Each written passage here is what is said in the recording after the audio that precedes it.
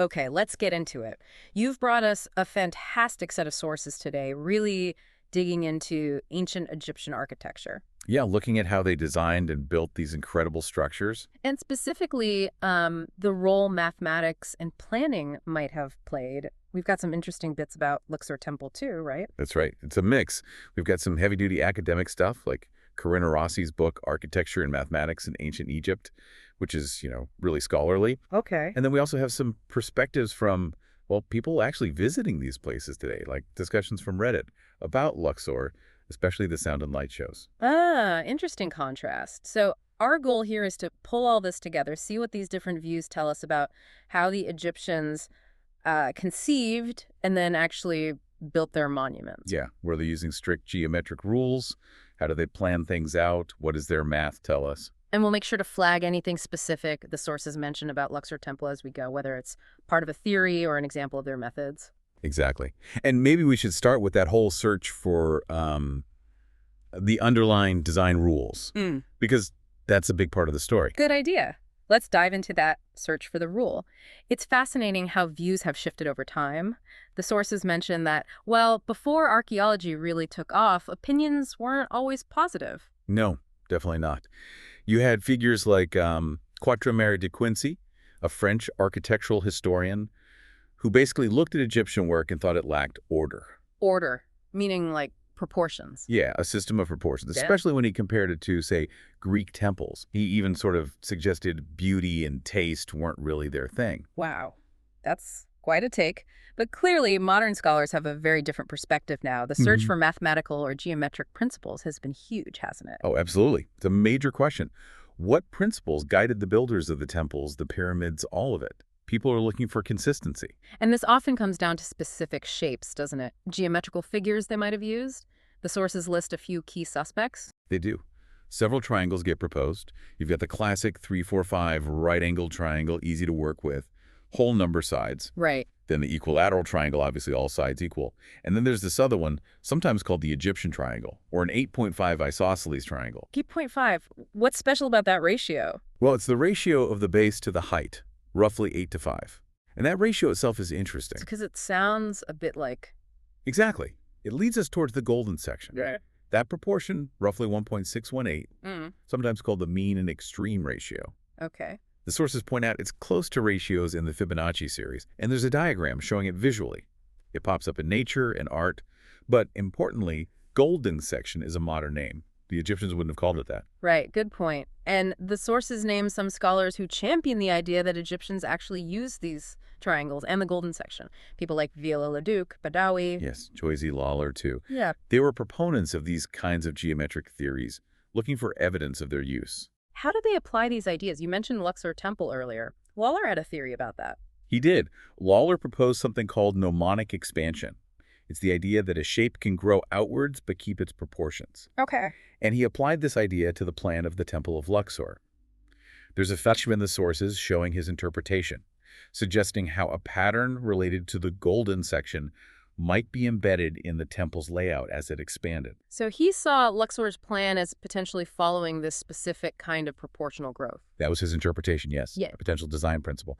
And Badawi, he connected that 8.5 triangle back to the golden section too, suggesting it was maybe a practical approximation the Egyptians used, derived from Fibonacci numbers. A simple way to get close to that ratio in planning. And these ideas weren't just about buildings, were they? Golden section in art, other things? No. Some researchers suggested finding it in Egyptian art, calendars, even the proportions of the human body in their art canon. But the sources are pretty clear that whether they consciously used it in those contexts is even more debated than in architecture. Which brings us neatly to the criticisms. This is where it gets really interesting, doesn't it? What are the counter-arguments against these neat geometric theories? Yeah, this is crucial. A big critique is that many theories lean too heavily on just analyzing building plans, two-dimensional layouts. Right, but architecture is 3D. Exactly. You miss the height, the volume, the feel of the space, the materials. All of that is lost if you only look at the floor plan. It doesn't capture the experience or the full design intent. Just looking at the blueprint isn't enough. Not at all. And another problem is the accuracy of the drawings themselves. Some older surveys, well, they weren't always super precise, and reconstructions can involve interpretation, maybe even a bit of wishful thinking. You need really solid measurements to prove complex geometry. Definitely. Plus, there's a critique of the whole mathematical approach some took. How so? Well, the argument is that some scholars kind of started with modern math concepts, like the exact number for the golden section, 1.618, whatever, and then went hunting for it in the ancient measurements. Ah, finding what you're looking for. Kind of, yeah. Projecting modern ideas backwards, instead of figuring out the math the Egyptians actually used and thought about. Makes sense. There are also specific issues raised with Badawi's triangle theories. People point out it would be practically difficult to lay out some of those complex figures accurately on a huge scale with just, say, ropes. Right, like actually building it. And beyond the practical side, there are apparently some geometrical problems with how he connected the triangles in his diagrams. So it might not even quite work on paper, let alone on the ground. So double trouble there. What about the chords? They definitely used chords, right? Oh yes, absolutely. We have clear evidence for chords in land, surveying the 100 cubic kep measure, for instance. But the sources stress there isn't clear proof that the chords used for laying out buildings were precisely marked with units or used to construct those really intricate geometric figures that some theories propose. Even though chords were essential tools. Yes. And another point critics make is statistical. If the golden section, for example, was a fundamental rule, wouldn't you expect to see it pop up much more consistently across all of Egyptian architecture? The number of really clear, undisputed examples just doesn't seem that high compared to the vast number of buildings. Oh, good point. And the 3D experience again. It matters. How we perceive space inside a massive temple is very different from looking at proportions on a flat drawing. Those psychological studies about whether people prefer certain rectangle shapes, well, they're interesting, but maybe not directly relevant to standing inside Karnak or Luxor. Yeah, different scale entirely. And there was that detail about tomb measurements. Right. Apparently, in some tombs, dimensions like the length of a passage were measured along the slope of the floor. Not horizontally. No. So if you take that measurement from a plan, assuming it's horizontal, and then calculate ratios looking for the golden section, your calculation could be based on the wrong premise. You might find a pattern that wasn't intended because the original measurement was different. Okay, so it's really not straightforward. The evidence suggests geometry was vital, but maybe the search for one complex rule like the golden section is, well, maybe misguided. It's definitely debated. It seems their approach might have been more practical, less based on abstract, complex geometry than some theories suggest. So let's shift to that practical side. What do the sources tell us about their actual math, their units? What were they working with day to day? Well, it was very functional. Their main unit was the cubit, based on the forearm, and it was neatly divided, Into? palms and fingers. The royal cubit had 7 palms, the small cubit 6. Each palm had 4 fingers. So you get this system based on the body, but broken down into really usable, smaller parts. Kind of intuitive, in a way. Yes, and they were really good with fractions, especially unit fractions 1 over something like 12, 14, 18. They also use specific series like 23, 13, 16, which show up in architectural texts, sometimes mixed with palms and fingers. How did they actually do calculations? Multiplication, division? Quite cleverly, actually, but different from us. Multiplication often involved doubling. You'd keep doubling one number and then add up the rows that corresponded to the parts of the other number. Division used halving and those unit fractions. It shows they could break numbers down effectively, almost like a binary approach in some ways. And we know this how? From papyri. Exactly. Surviving mathematical papyri, the Rind papyrus, Moscow, Cahoon, the leather roll. These are like their workbooks. They show the actual problems they solve for practical things. Direct evidence of their methods. Yes, a real window. And for geometry, these papyrus show practical stuff too, like the sources mention how they calculated the area of a circle in the Rind papyrus. How would they do that? By approximating it with an octagon. Not perfectly exact, but a really smart, practical way to get a good estimate for a tricky shape. Okay, so they had the math. How did they translate that into plans? Did they draw blueprints like architects today? Not really, no. Not scale blueprints in our sense. Their architectural drawings were more about conveying information clearly. They often showed objects from their most recognizable angle, sometimes combining plan and elevation in one view. Mixing perspectives. Yes, and using registers to show layers. Clarity was key. They also used size to show importance. How do you mean? Well, the pharaoh, or a major gateway, or maybe that window of appearance at Amarna the sources mentioned, might be drawn much bigger than its actual scale compared to everything else, just to emphasize it. So not always geographically accurate, but symbolically clear. Did these drawings always match the finished building perfectly? Not always, it seems. They give us amazing insight, but sometimes the archaeology doesn't quite line up, and they often lack an overall consistent scale. So, if not scaled blueprints, what did they give the builders? How did working drawings work? The ones that survive, often on bits of pottery or wood ostraca, usually have written dimensions right there on the drawing. Yeah. So the instruction wasn't measure this line, it was read this number. The label told you the actual size needed on site. The numbers were the key instruction. Exactly. But for specific details or tricky shapes, they did use full-size sketches, drawn right onto the walls or floors where the work was happening. Full size? Yeah, like guidelines for the slope of a mastaba, or outlines for vaults or columns. And here's Luxor again. The sources specifically mention a full-size sketch of an ellipse found at the Temple of Luxor. Wow, an ellipse, what would that be for? It could be for various things, outlining a curved doorway, maybe part of a ceiling vault. It gives a precise guide right there on the surface.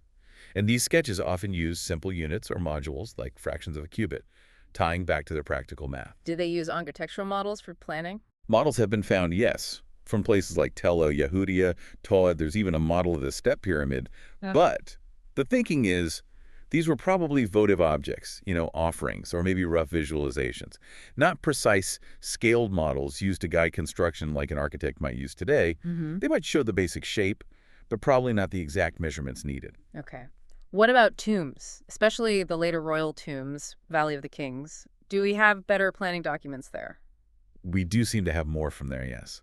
From the 19th and 20th dynasties, from the Valley of the Kings, Valley of the Queens, the Deir el-Medina, we find plans that actually have dimensions written on them. Like the Ostrakhan for KV6. Exactly. Ostrakhan Cairo 25184 and Papyrus Turin 1885 for KV2. We also find lists of measurements, even journals tracking the work progress. What's interesting is these often show dimensions recorded as they built, which might differ slightly from any initial master plan. Adapting as they went, maybe. And underlying all this building work was the foundation ritual, right? Stretching the cord. Yes, a very ancient and important ceremony. We see depictions of it from the early dynastic period right through to the Ptolemaic temples, and it's explicitly shown for Ramses II at Luxor too. What was its purpose? Primarily, it seems, to outline the sacred precinct, to establish the orientation and fix the corners of the building's foundation, laying out the essential footprint. Using cords for that initial layout. Yes. And we know they use cords, like the 100-cubit ket, for surveying land, sometimes with knots. And this loops back to the geometry debate the sources emphasize. There's no clear proof that cords used in architecture were marked with standard units or used for constructing those complex geometric figures. The evidence points more towards using them for basic alignment and right angles. Okay, let's touch on pyramids quickly. The sources suggest there may be a simpler case for geometry. In terms of basic shape, yes, square base, triangular faces. The key parameters are the base length and the height, which determines the slope. And that's where seeked comes in. Seeked, right. Define that again. It's their specific term for slope. It's the horizontal distance you go for every 1 cubit you go up vertically, expressed in palms and fingers. So it's a ratio, basically. Exactly. It defines the angle of the pyramid face. The sources give examples. Khufu's Great Pyramid had a seat of 512 palms, giving that specific iconic slope. The bent pyramid famously has 2 different seeked values. Right, the 2 slopes. And Matum, later pyramids too, they often have characteristic seeked values or dimensions linked to simple ratios. And the capstones, the pyramidia, help figure this out. They can, yeah, because they're like miniature versions of the whole pyramid. If the outer casing of the main pyramid is gone, the pyramiding can tell you the precise slope, the seeked that was intended. What about simple geometry like the 3-4-5 triangle here? Does it fit? It's definitely discussed again. Making a right angle using a 3-4-5 ratio is super practical for squaring off foundations. And the sources note that some 6th dynasty pyramids with dimensions like a 150-cubit base and a 100-cubit height, well, if you take half the base, that's 75 cubits. The height is 100. That's 3 times 25 and 4 times 25. It fits the 3-4 side ratio perfectly for the right angle between the height and half base. It seems highly likely they'd use such a simple, effective method. Makes sense. Practical. And other simple whole number ratios, other Pythagorean triplets like 5, 12, 13, are sometimes suggested for proportions found in later tombs too. Okay, so we've covered a lot. The theories, the critiques, the practical math, planning tools, pyramids, tombs. Let's bring in that other thread now, the modern experience. Those sound and light shows, particularly at Luxor. What did the Reddit sources say? Right. This gives us a totally different angle. People sharing their experiences visiting today, especially after dark when the temples themselves are closed. They talk about these shows. And opinions were mixed. Very mixed, yeah. Some people see them as, an entertaining gimmick, maybe a bit like Disney. Someone mentioned you can often watch them nearby anyway, maybe hear the silly narration. Not exactly glowing reviews there. But then others called them informative or described an incredible display. Though it was noted one of the really positive comments was a bit older. So maybe the shows have changed, or tastes have. Could be. But overall, the feeling is that they offer some way to engage with the site at night.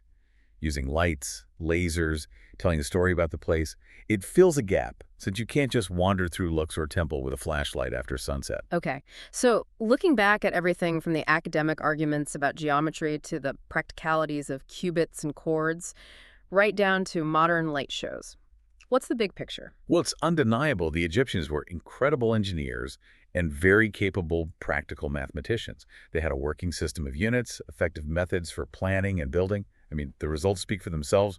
They're still standing. The exact rules they followed, still fuzzy. Very fuzzy and highly debated. Just how much they relied on complex geometric principles like the golden section in the way some modern scholars proposed. Yeah. Well, the evidence presented in these sources suggests it's an open question. It really highlights how we interpret the past. What seems solid, though, is their practical approach. Yes. Using simple math like doubling and halving, drawings that were guides with numbers, full-size sketches for details, basic layout rituals like stretching the chord.